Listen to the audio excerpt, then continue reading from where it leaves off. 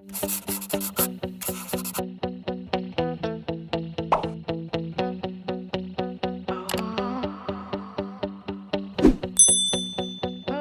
Friends, Mahatma Gandhi law college LB నగర్కి వెళ్తున్నాను. నేను ఎల్ఎల్బి ఫినిష్ చేసిన కాలేజ్ అది. మీరు కూడా చూడండి, చాలా బాగుంటుంది అండ్ చాలా మంచి కాలేజ్.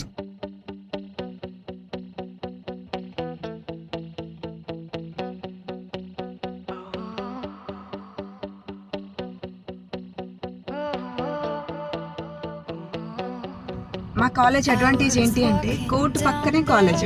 లా స్టూడెంట్స్కి ద బెస్ట్ కాలేజ్.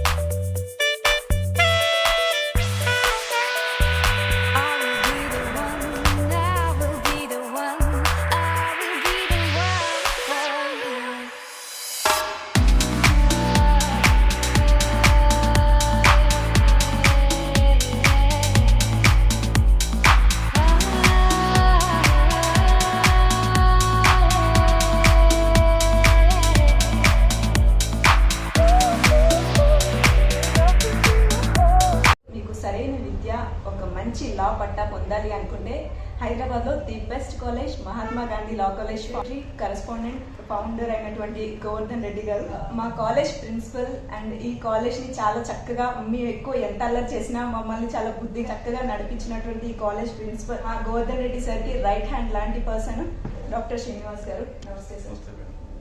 సార్, నేను 2017 బ్యాచ్లో ఈ కాలేజ్ పాస్ అవుట్. నాకు చాలాసార్లు మిమ్మల్ని కలవాలనిపించారు, కానీ ఎప్పుడు మీరు బిజీగా ఉండేవాళ్ళు, నాకు టైం లేదు. నేను ఇప్పుడు ఒక ఫుల్ ఫ్లెడ్జ్గా అడ్వకేట్ అయ్యాక ఎట్లయినా నా కాలేజ్ని ఒకసారి చూసుకోవాలి, మిమ్మల్ని కలవాలి అని వచ్చాను. మీరు నాకు టైం ఇచ్చినందుకు చాలా చాలా థ్యాంక్స్. ఒక క్వశ్చన్ ఏంటి అంటే, అసలు మీకు ఒక లా కాలేజ్ పెట్టాలి అని ఎలా అనిపించింది సార్? ముఖ్యంగా ఫస్ట్ నువ్వు అన్నది టైం ఇవ్వలే అనేది కాదు, నేను ప్రతి ఒక్క స్టూడెంట్ టైం ఇస్తాను. ఇంకా నువ్వు మాట కాదు, నీకు ఇంకెక్కువ టైం ఇచ్చేవాడిని నేను. అందరు స్టూడెంట్స్ కంటే కూడా నువ్వు ఎక్కువ నా దగ్గరకు వచ్చిందని నీవే. ఏ పనైనా కూర్చొని సాధించుకున్న దాని కూడా నువ్వు ఎంతమంది సీట్ ఇప్పించావు నాకు ఇప్పటికీ జ్ఞాపకం ఉంది.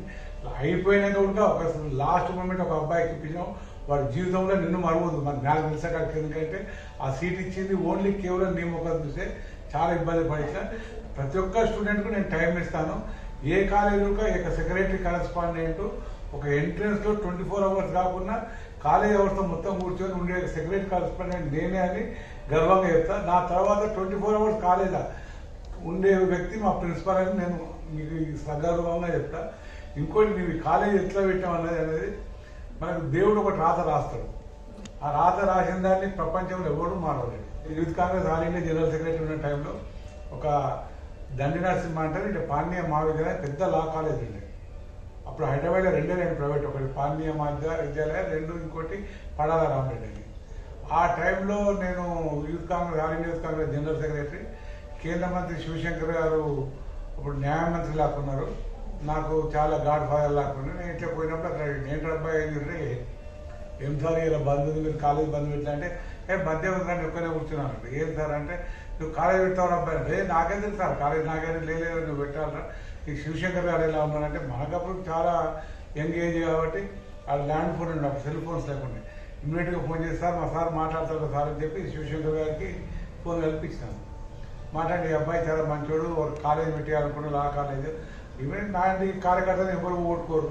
ఆ కాలంలో నేను చాలా హై లెవెల్ ఉన్న కార్యకర్తను పర్లేదు హెల్ప్ చేస్తాను. ఆ విధంగా ఈ లా కాలేజ్ పెట్టడానికి అది కారణం. దండి నరసింహ గారు నన్ను పిలిపించి పెట్టించింది కాలేజ్. సొసైటీకి అడ్వకేట్స్ ని అందించాలి అని పూర్తి సంకల్పంతో ఈ కాలేజ్ పెట్టారని నాకు తెలుసు. ఎందుకంటే మీరు కరెక్ట్ ప్రొఫెషన్ ఎంచుకున్నారు, మీరు చదవాలి అని యువతకి షోల్డర్ తట్టి ఇన్స్పిరేషన్ ఇచ్చిన పర్సన్ సార్ది. నాకు తెలిసి లా బ్యాక్గ్రౌండ్ కాదేమో, కానీ చట్టాన్ని తెలుసుకోవాలి. చాలా మంది సొసైటీలో ఎక్కువ మంది అడ్వకేట్స్ ఉంటే, న్యాయం గురించి ఎక్కువ తెలుసుకుంటే ఎక్కువ వీలైనంత ఎక్కువ అడ్వకేట్స్ తయారవ్వాలి అని కంకణం కట్టుకుని ఇంత పెద్ద కాలేజ్ స్టార్ట్ చేశారు.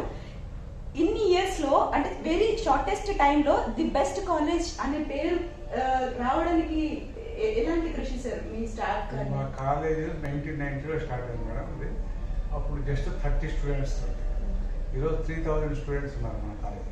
సౌత్ ఇండియాలో బిగ్గెస్ట్ కాలేజ్. ఇంకోటి కాలేజ్ కృషి ఇంత టైం పైకి రావడానికి ఫస్ట్ స్టూడెంట్స్.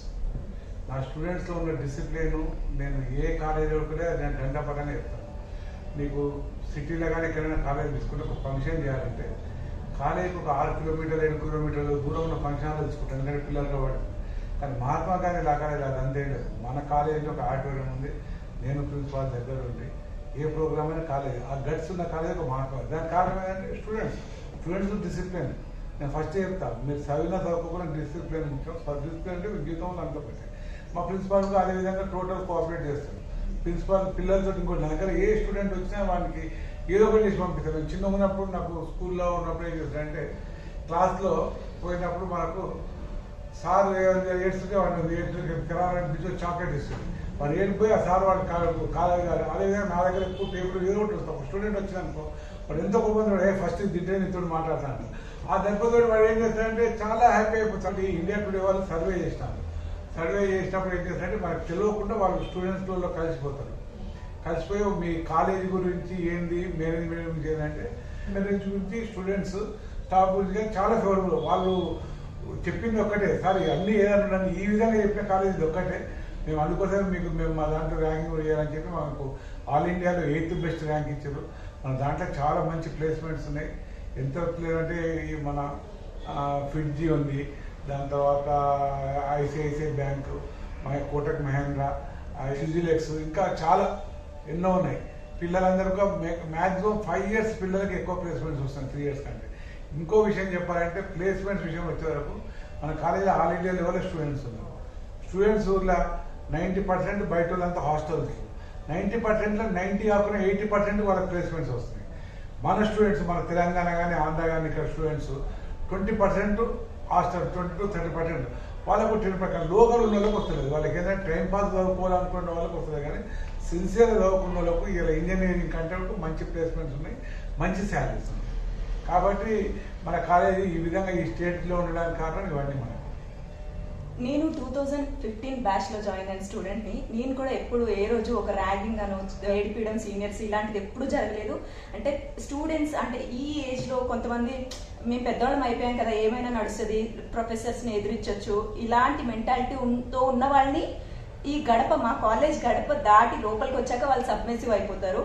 ఇంత దీని వెనకాల ఒక అంటే వీళ్ళందరినీ ఒక తాటి మీద నడిపించడానికి స్టూడెంట్స్కి ఒక మంచి ఇన్స్పిరేషన్ చెప్పాలంటే ప్రిన్సిపల్ సార్ది కూడా హస్తం పెద్ద హస్తం. ఎలా అంటే చిన్న సౌండ్ వినపడినా అతను సార్ రూమ్లో ఉన్నా సరే ఎప్పుడు కన్ను కిటికీలోంచి బయట వేస్తూనే ఉంటారు. ఎవరు ఎక్కువ గ్రూపులుగా నుంచున్నా సరే వాళ్ళ పనులు వాళ్ళ క్లాస్ రూమ్లోకి వెళ్ళిన తర్వాత కాలేజ్ దాటే వరకు వాళ్ళని మా పిల్లలు అని వాళ్ళని ప్రొటెక్ట్ చేస్తూ చూసుకునే ప్రిన్సిపల్ శ్రీనివాసరావు గారు ఏం చెప్తారో చూద్దాం. ఇలా మీకు ఎక్స్పీరియన్స్ వల్ల వచ్చిందా, లేకపోతే పిల్లల్ని ఇలా మేనేజ్ చేయాలి అని చెప్పి దీనికోసం ఏమైనా ట్రైన్ అయ్యారా సార్? పిల్లల్ని మాకు మంచి ఎక్స్పీరియన్స్ ఇచ్చి, ఎందుకంటే బ్యాచెస్ మారుతున్నప్పుడు రకరకాల పిల్లలు వస్తుంటారు. విలేజ్ వస్తారు, అర్బన్ నుంచి వస్తారు, తెలుగు మీడియం, ఇంగ్లీష్ మీడియం వస్తుంది. ఒక్కొక్క ప్రాబ్లం వచ్చినప్పుడు ఎట్లా సాల్వ్ చేయాలని ప్రాబ్లంగా చూడటం ఒకటి, సాల్వ్ చేసినప్పుడు ఫ్యూచర్లో ఆ ప్రాబ్లం రాకుండా సెట్ చేసుకోవడం ఒకటి. Different occasions gave us different experiences so that we can solve the problem రానికుండానే చేస్తాము. Grass root level, from top level of the management ending with the faculty and the mediator. I should convince the faculty as well as the students and also the management. Management వారి ఉద్దేశాలు ఇవి అని చెప్పి మనకు తెలిసినప్పుడు అది మన అమలు పరచడంలో ప్రిన్సిపల్ బాధ్యత ఎక్కువ ఉంటుంది. ఆ విషయంలో కొంత ఫ్యాకల్టీ కోఆపరేట్ చేస్తున్నారు, స్టూడెంట్స్ కోఆపరేట్ చేస్తున్నారు, నాన్ టీచింగ్ కూడా చేస్తున్నారు. ఎవరు ఎంతమంది చేస్తుంటే అల్టిమేట్ ఎండ్ అనేది స్టూడెంట్కి రీచ్ అవ్వాలి. మా దగ్గర మా మేనేజ్మెంట్ వారు చెప్పి 3000 మంది ఉన్నారు. 3000 మందిలో ప్రతి ఒక్కరికి ఆ ఎండ్ అనేది రీచ్ అయినప్పుడు ఆ 3000 మంది స్టూడెంట్స్ మాకు ఎసెట్ అవుతుంది. 3000 మంది గ్రూప్గా చూసినప్పుడు ఒక లెక్క, 3000 మందిలో మీరు ఒక student. Top to attender service తగ్గించి మేనేజ్మెంట్ సర్వీస్ దాకా అన్ని రకాల సర్వీసెస్ ఇండివిజువల్గా దుర్గా మేడంకి అందినప్పుడు we feel happy. That is our motive. 3000 మందికి అన్ని రకాల సర్వీసెస్ ఇండివిజువల్గా అందాలి. With that plan we prepare everything. ఇప్పుడు మన కాలేజ్ లో కొత్తగా రావాలి అంటే కొత్తగా లా ఔత్సాహికులు ఉంటారు కదా, ఎల్ఎల్బి చదవాలి అనుకునే వాళ్ళకి మీరు ఇచ్చే అవకాశం చెప్తారా సార్? స్పెషాలిటీ అంటే 2 ways మేడం. ఒకటి micro level orientation and other macro level. Macro level అంటే అంతా తెలుసుకునే వచ్చి ఉంటారు స్టూడెంట్స్ మన దగ్గరికి, మనం క్లాస్ రూమ్లో చెప్పేసాము అనుకుంటా ఒక లెక్క. మైక్రో లెవెల్ మీన్స్ ఫస్ట్ ఆ స్టూడెంట్ మన దగ్గర లా కాలేజ్ జాయిన్ అయ్యాడు, అతనికి తెలిసినప్పటికీ కూడా ఆ స్టూడెంట్కి ఏమీ లా తెలియదానికి ఉద్దేశంగానే మేము మొదలు పెడితే పాఠాలు అతనికి గ్రాస్ రూట్ లెవెల్ నుంచి పాటలు అర్థం అవడం మొదలు పెడుతుంది. It's called micro level. If you go to corporate schools they teach class రూమ్లో చెప్తే క్లాస్ రూమ్ చెప్తారు, క్లాస్ రూమ్ అయిపోయిన తర్వాత వాళ్ళు ఓరియంటేషన్ చేస్తారు. ఇది కార్పొరేట్ కాదు పిల్లల్ని క్లాస్ అవర్స్ తర్వాత చెప్పడానికి. అందుగురించి క్లాస్ అవర్స్ని యూజ్ చేసుకుంటాం. అది చెప్పే 40 minutesలోనే 15 minutesలోనే ఏ విధంగా ఏ క్లాస్కి ఏ విధంగా చెప్పాలి, 3 yearsలో ఫస్ట్ ఇయర్ చెప్తూనే ఎట్లా చెప్పాలి, ఫైనల్ అవ్వడం చెప్తూనే ఎట్లా చెప్పాలి, అదేవిధంగా 5 yearsలో ఫస్ట్ ఇయర్ ఫస్ట్ సెమిస్టర్లో ఇంటర్ పాస్ అయ్యి వస్తారు, వాళ్ళకి ఏ విధంగా చెప్పాలి. అందరికీ ఒకటే మంత్రంలా కాకుండా బేసిక్గా the class they read and subject they read, we prepare the micro level orientation with the support of the textbooks as well as the experience of the faculty concerned and the implementation of the policies of the management, academics and non-academics. Coordination ఎలా ఉంటుంది sir? Coordination very fine. Sir ఇలా మీరు కోటికి 4 అడుగుల దూరంలో college place మీకు ఎలా దొరికింది? అంటే అంటే మీరు ఊహించి ఈ ప్లేస్ ని సెలెక్ట్ చేసుకున్నారా, లేకపోతే మీ బై లక్ అలా వచ్చిందా? కోర్టు దగ్గర మేము ఎన్నో చూసాను. ఇక్కడ నాకు ఒకటి ఏముంది అంటే చెన్నైలో ఒకటి కోర్టు దగ్గర ఉంది, ఇండియాలో ఫస్ట్ అన్నారు. ఫస్ట్ మనం ఎట్లా బిల్డింగ్, సెకండ్ మనం ఎందుకు రాకూడదు అనే ఉద్దేశంతో ఫస్ట్ రంగారెడ్డి డిస్ట్రిక్ట్ కోర్టు పాత కోర్టు ఉంటే నా బిల్డింగ్ అక్కడ ఉంది, కిరాయి బిల్డింగ్ ఉంది. నెక్స్ట్ ఇక్కడ కోర్టు షిఫ్ట్ అయింది, నేను ఇక్కడ ల్యాండ్ తీసుకొని ఫస్ట్ ల్యాండ్ కోర్టు షిఫ్ట్ అయ్యాక నేను ఇక్కడ వచ్చినాను. ఎందుకంటే ఇక్కడ ఎన్విరాన్మెంట్ బాగుంది, ఇక్కడ ఫస్ట్ నేనే ఫౌండర్, ఈ ఏరియా మొత్తం ఫౌండర్. కాబట్టి ఇంకోటి ఇప్పుడు మీరు అన్నారు ఏజ్ అంటారు, ఏజ్ అవుతున్నాయి 86 years అతను మన దగ్గర లా చేసిండు. అతను ఈటీవీ వాళ్ళు ఇంటర్వ్యూ చేస్తే నాకు ఎన్నో దగ్గర సర్చ్ చేసిన సార్, మహాత్మా గాంధీ లా కాలేజీ నాకు మంచిగా అనిపించింది. ముఖ్యంగా నాకు కాలేజీకి వచ్చేవారు లిఫ్ట్ ఉంటే లిఫ్ట్లో నేను పైకి పోతాను. ఇంకోటి ఇప్పుడు మీకు చెప్పేది ఏంటంటే ఇప్పుడు చాలా ఇంపార్టెంట్, బాలలత అని ఒక అమ్మాయి సివిల్ సెలెక్ట్ అయింది. ఆమె టోటల్లీ హ్యాండిక్యాప్, ఆమె నడవలేదు, ఏం లేదు. ఆమె బై బర్త్ నుంచి ఉడక డిగ్రీ వరకు కూడా ఎక్కడ కాలేజీకి పోలేదు. డిగ్రీలో లా మన దగ్గర ఫస్ట్ టైం వచ్చింది. ఆమె ర్యాంప్ వరకు వచ్చి క్లాస్ రూమ్లో కూర్చొని ఇలా సివిల్ సెలెక్ట్ అయింది. ఇలా సివిల్స్ కోచింగ్ ఇస్తుంది పిల్లలకు. అది ఓన్లీ వాళ్ళ ఫాదర్ మళ్ళీ ప్రెస్ హిందూ పేపర్ కరెస్పాండెంట్ అదంతా. వాళ్ళు ఎంత ఏంటి సర్వే చేసుకొని వచ్చినారంటే మా పాపకి ఏది బెస్ట్ అంటే ఆయన 1 year సర్వే చేసి ఆగది అందరు చెప్పినది మహాత్మా గాంధీ లాగా అది బెస్ట్ సార్ మీకు అన్ని కేర్ తీసుకుంటారు. అమ్మాయి వచ్చినప్పటి నుంచి మళ్ళీ కారెక్కే వరకు మా మనిషి పడుతుంది. ఆ విధంగా మేము స్టూడెంట్స్కి ఎందుకు తీసుకున్నామంటే మన దగ్గరకు వచ్చాక మన పిల్లలు ఇప్పుడు మేమేమంటాము వాళ్ళు ఎవరు యాక్చువల్గా అరే మన పిల్లలు వచ్చి లోపల రాయంటాం.